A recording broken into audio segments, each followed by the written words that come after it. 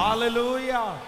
இந்த சம்கார் ஒரு சின்ன தாற்றுக்கோலால் 600 பேரை ஜெயிக்கிறார். ஆனால் வேதம் சொல்லுகிறது யாகேல் அப்படின்னு அடுத்து வராங்க பாருங்க, அந்த லேடி சிஸ்டருடைய கேரக்டர். அதுல வேதம் சொல்லுது அவங்க ஒரு கூடார ஆணி, அந்த கூடார ஆணியை வைத்து அந்த ஏரியாவில் இருக்கிற ஒரு ராஜாவை ஜெயித்து முழு ஜனங்களுக்கும் ஒரு பெரிய அதிசயத்தை கொண்டு வர்றாங்க. நீங்க 4ஆம் அதிகாரத்தினுடைய 21வது வசனத்தை வாசிப்பீர்கள்னால், பின்பு யாபேரின் மனைவியாகிய யாகேல் ஒரு கூடார ஆணியை எடுத்து தன் கையிலே சுத்தியை பிடித்து கொண்டு மெல்ல அவனண்டையில் அவன் நெற்றியிலே அந்த ஆணியை அடித்து போட்டாள். அது உருவி போய் தரையிலே புதைந்தது. அப்பொழுது ஆயாசமாய் தூங்கின அவன், எப்படி பாருங்க, என்ன ஒரு தைரியம்! கையில ஒரு கூடார ஆணின்றது கொஞ்சம் ரொம்ப பெருசா நீளமா இருக்கு, ரொம்ப ஷார்ப்பா இருக்கு. அவ்வளவுதான். ரொம்ப பெரிய பிரச்சனைக்குள்ளாகி தங்களை ரொம்ப கஷ்டப்படுத்தினா அந்த இடத்துல ஒரு ஜெயம் வேணும். ஆனா ஒரு லேடியா இருந்துட்டு இவ்வளவு தைரியமா போய் கையில ஒரு சுத்தியலை எடுத்துட்டு போய் ஒரு மனுஷனையே, ஒரு ராஜாங்கத்தையே அப்படியே தன்னுடைய கைக்குள்ள கொண்டு வர்ற அளவிற்கு இந்த மனுஷிக்குள்ள அந்த சாதாரணமான ஒரு கூடார ஆணிய கர்த்தர் அந்த மகளுடைய கையில் அந்த ஞானத்தை கொடுத்ததுனால அவ்வளோ பெரிய ஒரு ரட்சிப்புக்கு அது பயனாய் மாறினது. அல்லேலூயா. எங்கிட்ட இருக்கிறது அற்பம்னு நம்ம நினைச்சிட முடியாது, எங்கிட்ட இருக்கிறது கொஞ்சோன்னு நம்ம நினைச்சிட முடியாது. கர்த்தருடைய பிள்ளைகள் ஒன்று நினைக்கணும், கர்த்தர் நம்ம கையில கொடுத்திருக்கிற கொஞ்சத்தை கொண்டு நம்மளை பெருக பண்றதுக்கு கர்த்தர் வல்லவரா இருக்கிறார். அவரால் ஆசீர்வதிக்க முடியும், அவரால் அதிலிருந்து நம்மளை உயர்த்த முடியும். அதை கர்த்தர் வானபரியந்தம் நம்மளுக்கு கொண்டு போக முடியும். அதை மற்ற ஜனங்களுக்கு சாட்சியாய் கொண்டு வருவதற்கு கர்த்தருக்கு லேசான காரியம். ஆனா என்ன அப்படின்னு சொன்னா, உங்கள்கிட்ட இருக்கிற அந்த சின்ன காரியத்தை நீங்க ரொம்ப குறைவாய் நினைக்கவே வேண்டாம். ஒன்று மட்டும் சொல்லுங்க, இன்னைக்கு அதை பிளஸ் பண்ணுங்க ஆண்டவரே, அதை ஆசீர்வதிங்க ஆண்டவரே. கர்த்தர் பாருங்க, அவர் பயன்படுத்தின எல்லாரையும் பாருங்க, அவன் கையில இருக்கிற சின்னதை தான் ஆண்டவர். கிதியோனை கொண்டு கர்த்தர் சொல்லுகிறார், பானை தீவெட்டி. இது விளையாட்டு தரமா இல்ல, இது மற்றவங்க சொன்னா காமெடியா இல்ல. என்ன ஒரு இவ்வளவு பெரிய யுத்தம் இருக்குது, இத்தனை லட்சம் பேர் முன்னாடி நின்றுட்டு இருக்கிறாங்க. இவங்களுக்கு முன்னாடி இந்த யுத்தத்தை நடத்துறதுக்கு கையில கத்தியை கொடுக்காம, கையில AK-47 துப்பாக்கியை கொடுக்காம ஒரு பானையும் ஒரு தீவெட்டியும் கொடுங்கப்பா அப்படின்னு சொன்னா என்ன அர்த்தம்? வேதம் சொல்லுகிறது, இஸ்ரவேல் ஜனங்கள் போக முடியாம அது மிகப்பெரிய எரிகோ கோட்டை முன்னாடி நின்றுச்சாமா. அந்த எரிகோ கோட்டைய இன்னைக்கு இருக்கிற பீரங்கியை வச்சு தகர்த்தா கூட அதுக்கு ரொம்ப டைம் இழுக்கும், அவ்வளோ பெரிய மதில் சுவர். ஆனா அந்த மதில் சுவரை இடிக்கிறதுக்கு கர்த்தர் அவங்க கையில எந்த எக்யூப்மெண்ட்ஸும் கொடுக்கல. கர்த்தர் என்ன பண்றாருன்னா, இப்ப நீ வெறுங்கையா வந்திருக்க, உனக்கு துதிக்க மட்டும்தான் தெரியும், நீ துதிச்சுட்டே இரு. உனக்கு முன்பாக இருக்கிற எரிகோ கோட்டை அப்படியே இடிஞ்சு விழும். நான் தீர்க்க தரிசனமா சொல்றேன், கர்த்தருடைய வார்த்தையை சொல்றேன். இல்ல பிரதர், நீங்க இன்னொன்னு எனக்கு கிடைக்கணும்னு நினைக்க வேண்டாம், பெரிய ஆப்பர்ச்சுனிட்டி எனக்கு கிடைச்சாதான் வெற்றின்னு நினைக்க வேண்டாம், நான் அந்த இடத்துல போய் உட்கார்ந்தாதான் நான் வளருவேன்னு நினைக்க வேண்டாம். கர்த்தர் உங்க கூட இருந்தா, ஆண்டவருடைய பிரசன்னம் உங்க கூட இருந்தா, இந்த சின்னதை கொண்டு, இந்த அற்பமானதை கொண்டு, இந்த குறைஞ்சதை கொண்டு அவர்களை பார்க்கிலும் மகிமையான ஒரு யுத்த வீரனாய் கர்த்தர் மாற்றுவதற்கு லேசான காரியம்.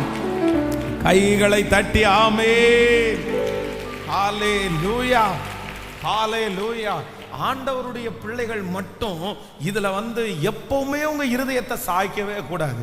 உலகத்துல இருக்கிற மனிதர்களை ஆலோசனை கொடுக்கும் போது என்ன சொல்லுவாங்க அப்படின்னா, பிளேஸ் முக்கியம்ன்றாங்க, இன்வெஸ்ட்மெண்ட் முக்கியம்ன்றாங்க, அதனுடைய ஆரம்பத்தில் செய்யறதெல்லாம் முக்கியம்ன்றாங்க. ஆனா ஆண்டவர் உங்களை ஆசீர்வதிக்கணும்னு நினைச்சாருன்னா, நான் நம்புறேன், கர்த்தரால ஜீரோல இருந்து என்னை ஆசீர்வதிக்கிறதுக்கு கர்த்தருக்கு லேசான காரியம். பலன் உள்ளவனுக்காகிலும் பலன் அற்றவனுக்காகிலும் உதவிகள் செய்வது அவருக்கு லேசான காரியம். நீங்க விசுவாசிச்சா போதும். நீங்க விசுவாசித்தால் தேவனுடைய மகிமையை காண்பீர்கள். பாருங்க, வேதம் யோவானை குறித்து சொல்லுகிறது, வனாந்தரத்திலே கூப்பிடுகிறவனுடைய சத்தம், வனாந்தரத்திலே கூப்பிடுகிறவருடைய சத்தம். ஒட்டகம் மயிர் உடைய அணிந்திருந்தான், காட்டு தேனும் அங்க வெட்டுக்கிளியும் காட்டு தேனும் அவனுடைய உணவாய் இருந்துச்சு. ஆனா எவ்வளவு பெரிய தீர்க்கதரிசி ஆண்டவராகிய இயேசு கிறிஸ்து அங்கதான் ஞான ஸ்நானம் எடுக்கிறாரு. பெரிய பெரிய ஆட்கள் எல்லாம் அவனுடைய சத்தியத்தை கேட்டு மனம் திரும்புறாங்க. அவனுடைய தோற்றம் அதான் சொல்றேன், எதுவுமே நல்லா இல்லை. ஆனா என்ன அப்படின்னா, கர்த்தர் அந்த மனுஷனை முன்குறிச்சிருக்கிறாரு. ஆண்டவருடைய பிள்ளையே, நீங்க யாராவது ஒருத்தர் இந்த ஃபீல்டு சரியில்லை, இது எனக்கு சரியில்லை, என்னென்னமோ நெகட்டிவ் உங்களுக்குள்ள வந்துட்டே இருக்கலாம். இந்த இடத்த மாற்றணும், அதை இப்படி மாற்றலாம், இதை இப்படி மாற்றலாம், அதெல்லாம் ஒன்றும் இல்லை, அதெல்லாம் ஒன்றும் இல்லை. உதிக்கிறவனுடைய வெளிச்சத்தினிடத்துக்கு ராஜாக்கள் ஜனங்கள் தேடி வருவார்கள். கர்த்தர் அப்படிப்பட்ட ஒரு மெயினான இடத்துல, அப்படிப்பட்ட பெரிய பொறுப்புகளில் உங்களை முதலாவது கொண்டு போய் உட்கார வச்சான்னா சோத்திரம், ஆண்டவருக்கு நன்றி. அப்படி கர்த்தர் கொண்டு வருவார். ஆனா அதற்காக நீங்க எனக்கு சரியில்லைன்னு மட்டும் சொல்லாதீங்க, சரியில்லைன்னு மட்டும் சொல்லாதீங்க. எனக்கு அந்த மாதிரி இல்லை பாஸ்டர், எனக்கு அந்த மாதிரி இப்போ சூழ்நிலைகள் இல்லை, அப்படி இவங்களுக்கு இருந்தது மாதிரி எனக்கு இருந்திருந்தா நான் வளர்ந்திருப்பேன், இந்த மாதிரி ஒரு பிளேஸ் கிடைச்சிருந்தா நான் வளர்ந்திருப்பேன், இந்த மாதிரி ஒரு அம்மா அப்பா இருந்தா நான் வளர்ந்திருப்பேன், இந்த மாதிரி ஒரு இன்வெஸ்ட் பண்றதுக்கு ஒரு ஆள் இருந்தா வளர்ந்திருப்பேன். நம்ம நிறைய பேர் மனசுல என்ன நினைக்கிறோம் அப்படின்னு சொன்னா, அவங்கள மாதிரி என்கிட்ட பலன் இல்லை, அவங்கள மாதிரி எனக்கு பின்னாடி பேக்ரவுண்ட் இல்லை, அப்படி இருந்திருந்தா நானும் செஞ்சிருப்பேன், இவன் வந்ததுக்கு இப்படிதான் காரணம், இவன் வந்ததுக்கு இப்படிதான் காரணம் அப்படின்னு நம்ம சொல்றோம். ஆண்டவருடைய வேதம் என்ன சொல்லுதுன்னா, அதெல்லாம் கிடையவே கிடையாது. இல்லாதவைகளை இருக்கிறது போல அழைக்கிற கர்த்தர் அல்லவா. ஆண்டவர் என்ன ஆசீர்வதிக்கணும்னு நினைச்சாருன்னா எனக்கு யாரும் வேண்டியதில்லை, அவர் மட்டும் இருந்தாலே போதும். அவருடைய கிருபை இருந்தா போதும், அவருடைய தயவு இருந்தா போதும், அவருடைய அன்பு இருந்தா போதும், அவருடைய வழி நடத்துதல் இருந்தா போதும். கர்த்தர் எப்படியும் செய்வார். அதனால அந்த மனநிலைமையை முதல்ல மாத்திருங்க. இன்னைக்கு மாத்துங்க, தயவு செய்து மாத்துங்க. நிறைய பேர் வளராம இருக்கிறதுக்கு காரணம் என்ன தெரியுமா, உயராம இருக்கிறதுக்கு காரணம் தெரியுமா, இந்த மாதிரி ஏதாவது ஒன்ன சொல்லி அப்படியே இந்த மாதிரி சொல்லுவாங்க, இந்த மாதிரி ஏதாவது ஒன்று சொல்லிடுவாங்க. எனக்கு இந்த மாதிரி சூழ்நிலை, யாரும் இந்த பக்கமா வரமாட்டாங்க, இது ஒரு சந்து, இது ஒரு தெரு, இது மோசமான ஒரு இடம், இந்த லொக்கேஷன் சரியில்லை, இங்க இருக்கிற கிரவுடு சரியில்லை, இந்த ஜனங்கள் இந்த சரியில்லை சரியில்லை சரியில்லைன்றத எல்லாரும் தூக்கி போடுங்க, தூக்கி போடுங்க. அந்த சரியில்லைன்ற வார்த்தை சொல்லவே வேண்டாம். சரியா இருக்கோ இல்லையோ அதை சரியா மாற்றுறதுக்கு தான் கர்த்தர் நம்மளை கொண்டு வந்திருக்கிறார். அதை சரியா உங்க மூலமாய் மாற்றுவார், உங்களை கொண்டு கர்த்தர் மாற்றுவார். அந்த சிச்சுவேஷனை, அந்த சூழ்நிலையை ஆண்டவருடைய பிள்ளைகள் எப்பொழுதுமே காரணம் காமிக்க கூடாது. இதை யாரு காரணம் காமிப்பா அப்படின்னு சொன்னா, நான் என்னை பொறுத்த அளவில் பொதுவா அவங்க ஏதாவது ஒரு சப்பக்கட்டை கட்டுன்னு சொல்லுவாங்கல்ல, அப்படின்னா ஏதோ ஒரு காரணம் சொல்றாங்க. அந்த காரணம் சொன்னீங்கன்னா நீங்க எதுக்குமே காரணம் சொல்லக்கூடாது. காரணத்தை சொல்லுகிற ஒரு ஆண்டவருடைய பிள்ளை வளரவே முடியாது.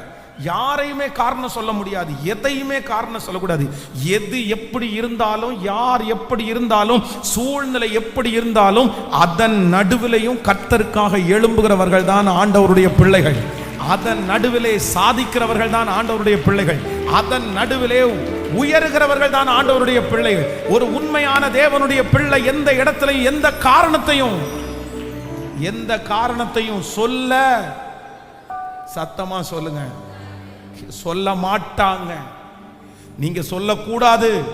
இதுவரைக்கும் நீங்க சொல்லி இருக்கலாம், என் மனைவி தான் எங்க காரணம், இவ மட்டும் சரியா எனக்கு ஒரு நல்ல இது கிடைச்சிருந்தானா, இவங்க கிடைச்சிருந்தானா அப்படின்னு நம்ம மனசுல ஆழமா இருக்கும். இந்த சத்தத்தை கேட்கிற யாரோ ஒருத்தருக்குள்ள அது ஆழமா இருக்கும். உண்மைதான். எல்லாருக்கும் அமைஞ்சது மாதிரி உங்களுக்கு அமையாம இருக்கலாம், எல்லாருக்கும் அமைஞ்சது மாதிரி செட் ஆனது மாதிரி உங்களுக்கு செட் ஆகாம இருக்கலாம். அமையாததுனால, செட் ஆகாததுனால நீங்க வளர மாட்டீங்க, உயர மாட்டீங்கன்னு யார் சொன்னா? உலகத்திலே வளர்ந்த எல்லாருக்கும் எல்லா சூழ்நிலைகளும் செட் ஆனதுனால வளரல. எல்லா சுத்தி இருக்கிற எல்லா சூழ்நிலையும் அவர்களுக்கு சாதகமா இருந்ததுனால அவங்க வளரல. சாதகமா இல்லைன்னாலும் சாதகமா மாற்றுகிற ஒருத்தரை நான் ஆராதிக்கிறேன். அவர் எனக்கு மாற்றுவார், அவர் எனக்கு லீடர், இதன் மத்தியில நான் இருப்பேன்னு நிக்கிறவர்களுக்கு ஹல்லேலூயா. 2 கரங்களை மேல உயர்த்தி முழு பலத்தோடு, இங்கே ஒரு யாகேல், இங்கே ஒரு சம்கார். ஹalleluya. இந்த சத்தத்தை கேட்கிற ஒரு சிலரை கர்த்தர் சம்கார் உங்க கையிலே இருக்கிறது சாதாரணமான கோல் தான். ஆனா ஆண்டவர் அதை கொண்டு 600 பேரை முறியடிப்பதற்கு பலத்தை கொடுப்பார். ஆனால் உங்கள்கிட்ட இருக்கிற சின்னதையும் கொண்டு கர்த்தரால் செய்ய முடியும். சொல்லுங்க, ஜெபம் பண்ணுங்க. வாலிப தம்பிங்க ஜெபம் பண்ணுங்க, தங்கச்சிங்களை ஜெபம் பண்ணுங்க. ஸ்தோத்திரம் ஸ்தோத்திரம் ஸ்தோத்திரம் இயேசப்பா. ஹalleluya. இங்கே யாகேலுடைய அபிஷேகத்தை தேவன் தருகிறதற்கு வல்லவர், கர்த்தர் தருகிறதற்கு வல்லவர். ஆண்டவர் ஒரு நாளும் அவமானம் அடைவதற்கு விடமாட்டார், அவமானம் அடைவதற்கு விடமாட்டார். ஏன்னா நீங்க அவருடைய பிள்ளைங்க. அந்த இடத்துல அவமானம் அடைய விடமாட்டார். அந்த குறைவில் ஆண்டவர் அவமானம் அடைய விடுவது இல்லை. ஹalleluya.